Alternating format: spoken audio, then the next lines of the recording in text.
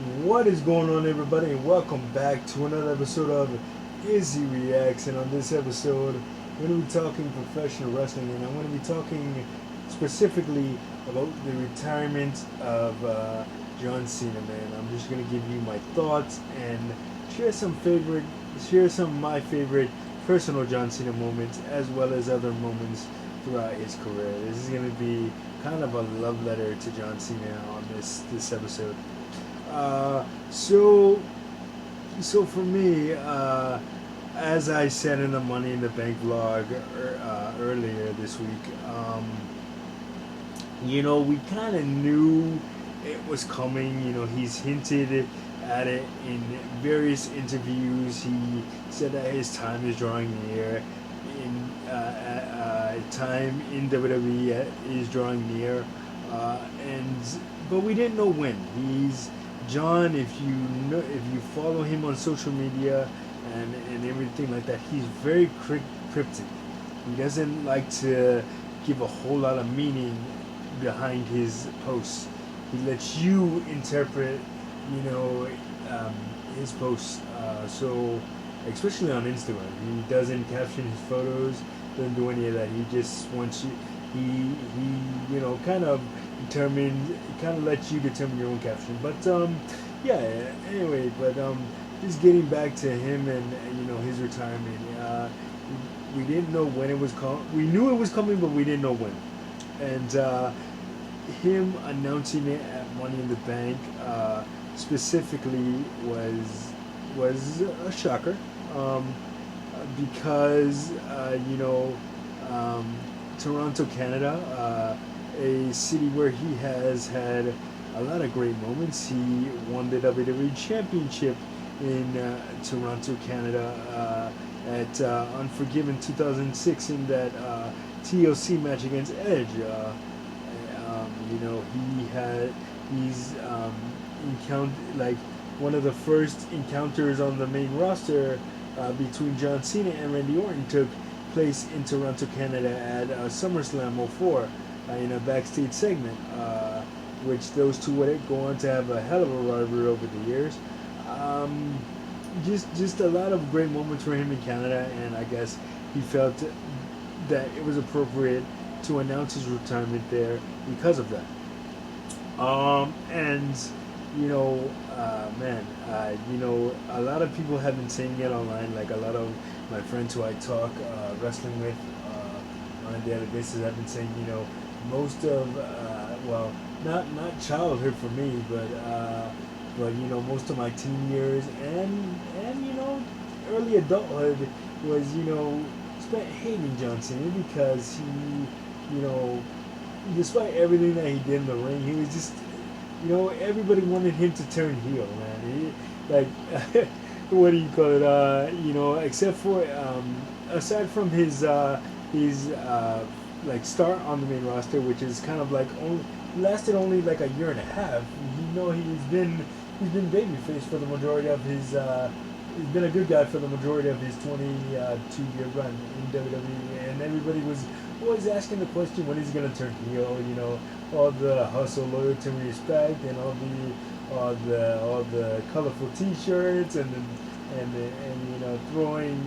throwing your shirt and hat into the crowd, and doing the Make a Wish stuff. That's all good and great and everything, but we. the majority of us didn't like it because he was being shoved down our throats, and it was always said that he would bury people, bury certain talent. In other words, ruin their career, and that wasn't the case at all, man. But now that he's retiring, and now that those teenagers and early adults like myself are kind of older, you kind of see the impact that John had on the business, and it has always been positive. Despite everybody wanting him to turn heel, and whatever they want, wherever they wanted his career to go in, what direction, he always stayed true to himself, and that's one thing one of the many things that I respect about John. He's always been true to himself, and never bullshitted us, never said, hey, I'm gonna turn heel, and then never did, never did any of that. Always was true to himself. So that major props to him on that. And like I said, the whole thing about making all the work that he does behind the scenes and off camera in WWE. The Make a Wish is the talk show appearances.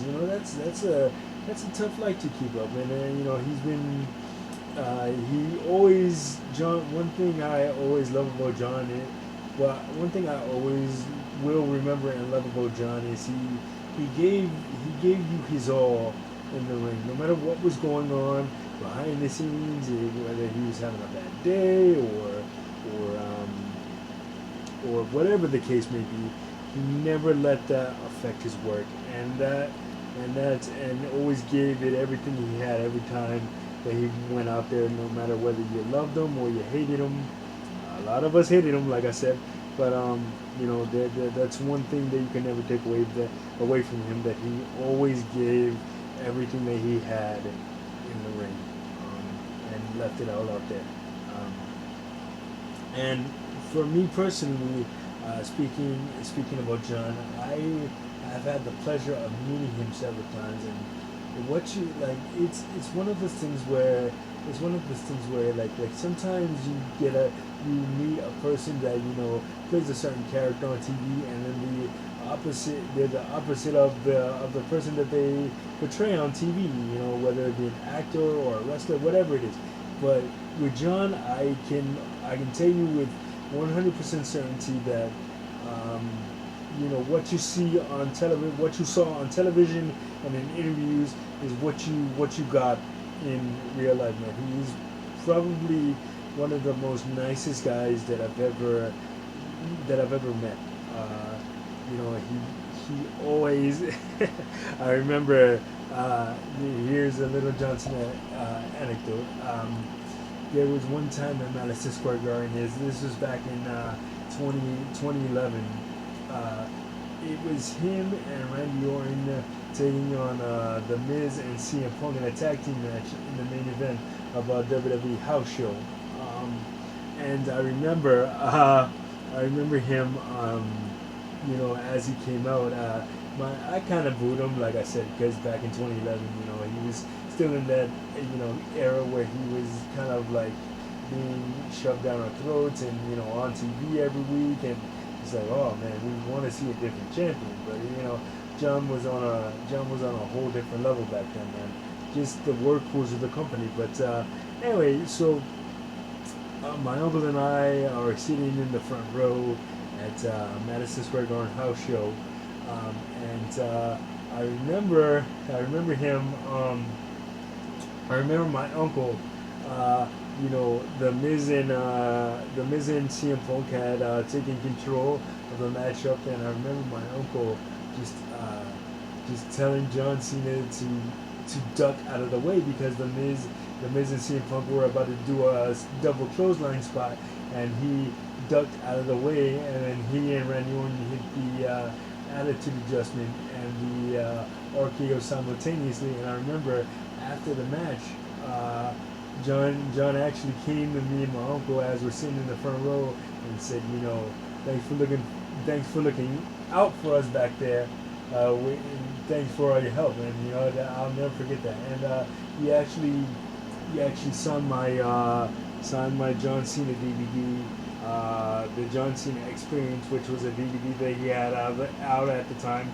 He signed it for me, and gave me his purple and yellow hat, because back then he had the purple and yellow T-shirt. But yeah, man. So yeah, like I said, John is a genuinely cool guy, man, and there have been other house shows where he would see me in the front row, and then specifically toss me his hat or his armband, and that was pretty cool, man. And I always got to slap five with him and have a really brief hey, what's up, man, and he always said, hey, what's up, and he patted me on the head, which is cool. So yeah, So John, major nice guy, man. I'll have all the respect in the world for him. You know, I may not have always liked his performance, but yeah, but you know, um, I will always respect him as a person. I have not a bad word to say about John Cena, and you know, I kind of wish I hadn't, you know, criticized his performance so much because, you know, now that he's retiring, man, I'm gonna miss him, man. You know, his runs over the past couple of years have been sporadic, you know, here and there when he's not doing a movie or whatever, but he's always been welcomed back with open arms, and when he announced his retirement, it was kind of shocking, man. So, what do you call it? So let me talk about some of my favorite moments from his career. So when he came back, one of my absolute favorite moments, and I'm gonna mention maybe two of them because I was there for these, and these are why they're my favorite moments. The first one being when he came back at the 2008 Royal Rumble as a number 30th surprise entrant. Um, so that night in Madison Square Garden, man, like the Royal Rumble is always unpredictable. You never know who's gonna enter or where they're gonna enter. There's always surprises looming at the Royal Rumble. So that's why you either want to go to one or watch it on TV if you can, because you never know what's gonna happen. It's one of my favorite pay-per-views as a wrestling fan, and the 2008 Royal Rumble was very very special because you know, Michael Buffer ended up doing the announcing for the Royal Rumble, so it was cool to hear "Let's Get Ready to Rumble" in person in Madison Square Garden. If you're a boxing fan, that's huge, and for me, being a wrestling fan and having respect for Michael Buffer, that was definitely a huge moment for me. So that's one I'll never forget.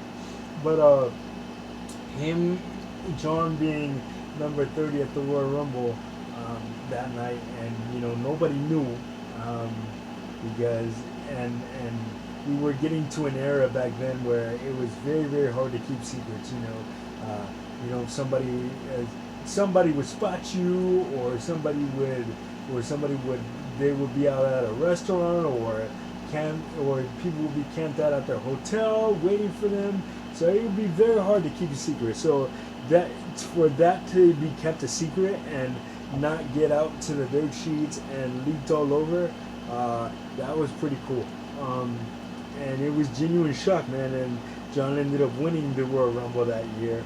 Uh, you know, and didn't win the WWE Championship because that was a lost in a triple threat match to Triple H and Randy Orton. But you know, won the Royal Rumble in Madison Square Garden. That was a really cool moment.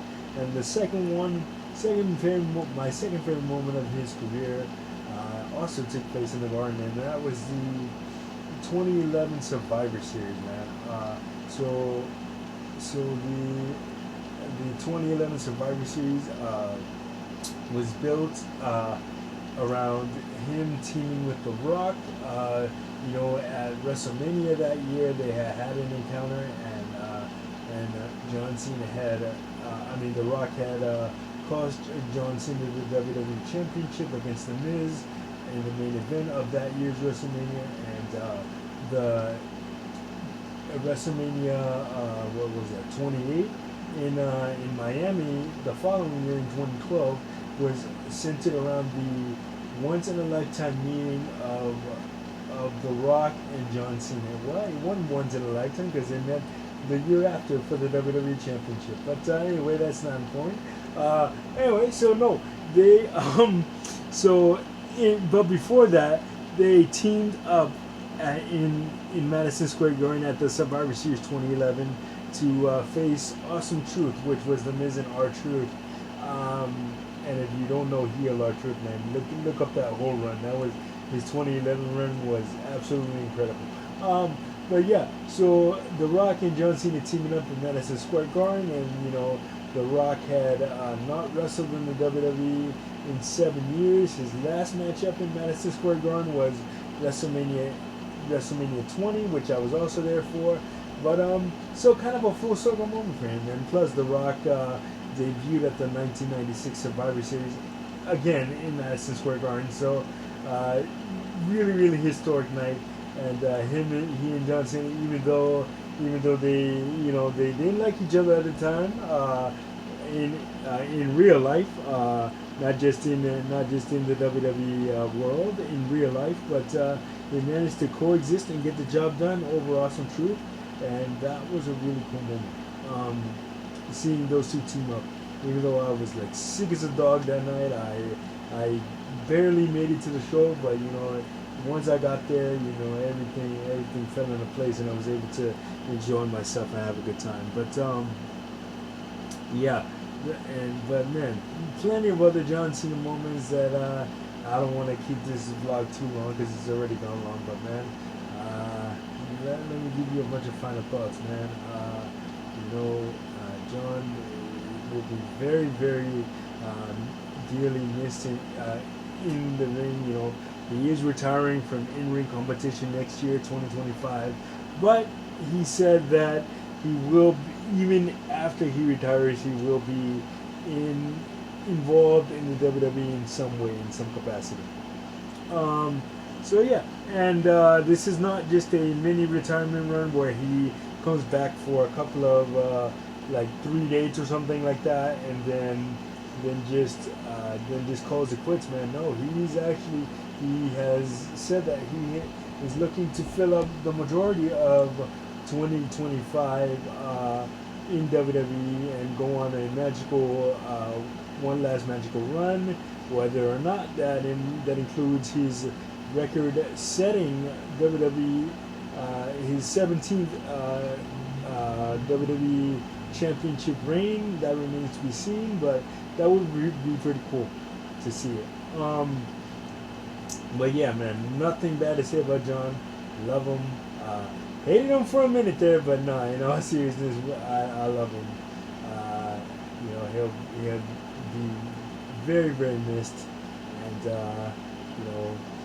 if you were fortunate enough to follow his entire career like I was, you will understand the impact that he had, not only on the business but the fans and everybody around him. Truly, truly a great man, and one hell of a guy. Anyway, that is going to do it for this episode of Izzy Reacts. Like, subscribe, share. Don't forget to hit that notification button so you don't miss a video. And of course, we'll see you guys on the next one. Peace.